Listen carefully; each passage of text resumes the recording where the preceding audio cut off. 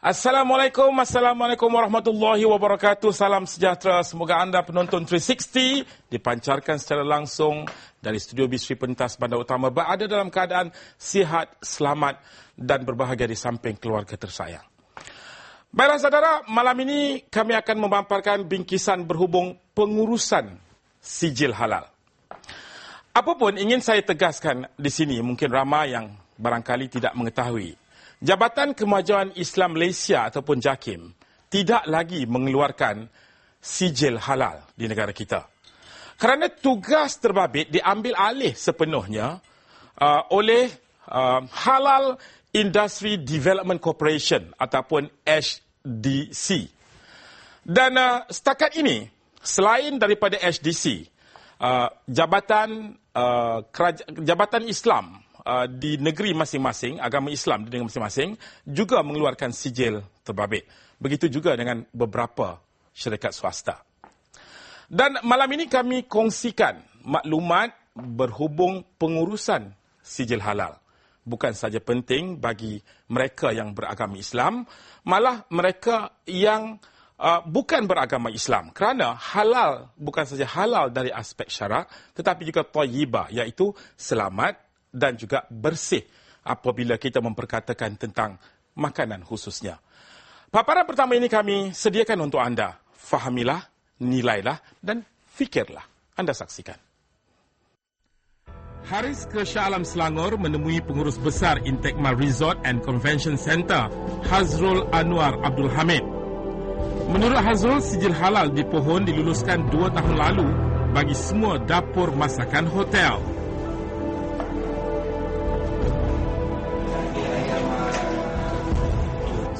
Halal ni kita perlu untuk meyakinkan pelanggan kita bahawa produk ataupun makanan yang kita nak sediakan kepada pelanggan kita dalam keadaan bersih, selamat dan juga sedap untuk dimakan. Bersih dan selamat itu bermula daripada penerimaan barang. Makna kata kita kenal suppliers kita, kita tahu bahawa barang yang supplier kita sediakan untuk kita ataupun barang yang kita beli daripada suppliers kita benar-benar bersih. Hazrul bertugas di resort ini sejak 12 tahun lalu. Respon pelanggan terhadap sijil halal ini cukup. Kerana apa? Apabila kita mendapat sijil halal, pelanggan tidak akan merasa ragu-ragu ataupun was-was untuk makan di tempat kita. Jadi sijil halal ini penting untuk pelanggan mengetahui bahawa sebuah restoran ataupun hotel itu mempunyai sijil halal. Yang penting, ia sangat penting. Kenyataan Hazrul disokong pengerusi panel kelulusan pensijilan halal, Halal Industry Development Corporation, HDC, Datuk Mustafa Abdul Rahman. Satu premis itu kalau diberi sijil halal, sudah pastilah apa yang dikeluarkan yang ada label halal itu dijamin halal lah. Dari segi kebersihan, dari segi kualiti, dari segi keselamatan. Itu pun masuk dalam agama juga. Dinyatakan dalam Al-Quran. Halalan tayyibah. HDC mula beroperasi pada 18 September 2006, dimiliki sepenuhnya Kerajaan Malaysia. Respon yang kita terima terutamanya daripada agensi-agensi kerajaan adalah amat baik kerana antara syarat-syarat yang setengah-setengah jabatan kerajaan tetapkan untuk buat function di hotel-hotel nitik beratkan sijil halal ini. Beliau mengakui syarat ketat dikenakan sebelum sijil halal diluluskan. Mendapat sijil halal terdapat beberapa spesifikasi ataupun syarat-syarat tertentu, kerja-kerja pembersihan, pembaikan dan sebagainya.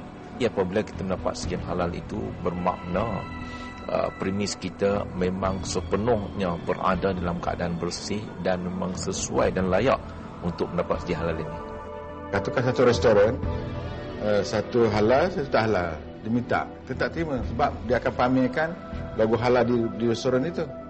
Jadi sebab orang menganggap persepsinya semua dalam restoran itu halal, melainkan hotel dapurnya tempat masak itu, dia tidak pamerkan di pintu hotel. Ini adalah untuk mengelakkan kekeluhan masyarakat lah. Hampir 30 pekerja ditugaskan di dapur wajib mematuhi syarat ditetapkan menjamin hidangan halal.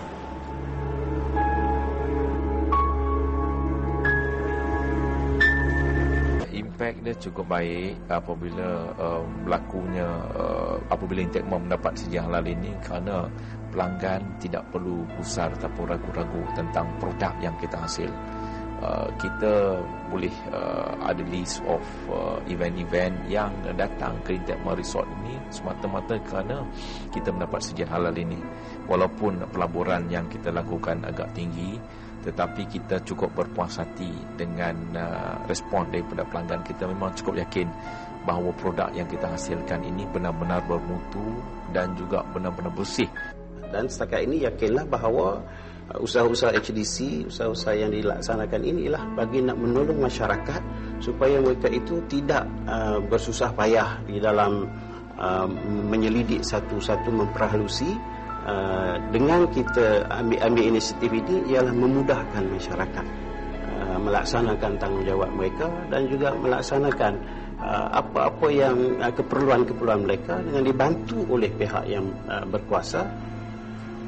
Pak Hailam Kopitiam mula beroperasi di Kepong, Selangor sejak Januari 2008, menerima perakuan sijil halal HDC sejak setahun lalu. Muhammad Razif menemui pengurus jaminan kualiti Pak Hailam Kopitiam, Zulaila Abdullah. Pak Hailam adalah satu bisnes yang lebih kepada Chinese kan. Dia punya food semua ialah base kepada Chinese food. Okay, and then kita nak attract customer Muslim untuk datang dan cuba makanan yang kita berikan. That's why kita apply halal.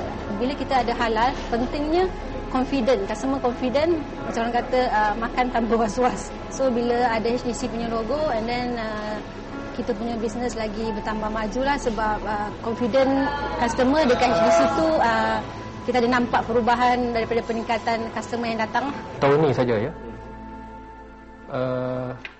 jumlah Bumi Putra ya yang mendapat persijilan hanya 127 berbanding dengan bukan Bumi Putra 408 ya. Untuk setakat inilah bagi tahun 2009.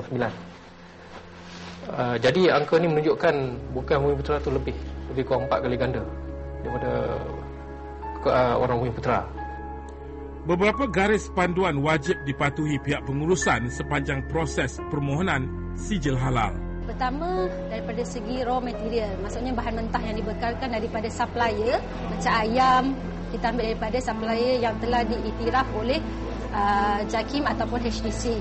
Okay, so supplier ni kita dah tapis daripada list daripada HDC, and then kita akan go through the process untuk submit. Masa submit tu kita kena ada kriteria dia. First, 2 Muslim at the production, 2 orang Muslim dekat kawasan production, maksudnya kawasan kitchen lah, masa pemprosesan.